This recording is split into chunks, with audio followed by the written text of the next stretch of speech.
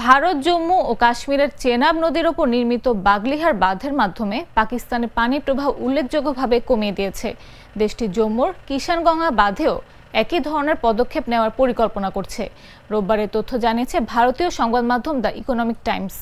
সূত্রের বরাতে সংবাদ মাধ্যমটি জানিয়েছে, পানি ছাড়ার সময় নির্ধারণে এই দুই জলবিদ্যুৎ প্রকল্পের ক্ষমতা ভারতের হাতে রয়েছে বলে নিশ্চিত করেছে সংশ্লিষ্ট সূত্র। গত 22 এপ্রিল ভারত শাসিত কাশ্মীরের পহেলগামে সন্ত্রাসী হামলায় 26 জন নিহত হন।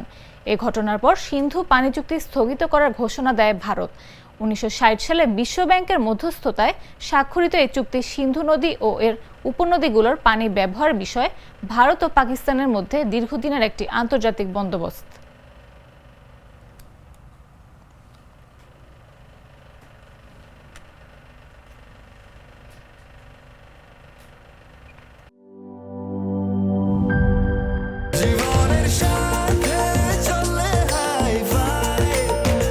স্বাস্থ্যকর অল টাইম ফ্যামিলি কেক, সব সময় অল টাইম হেলদি লাইফ।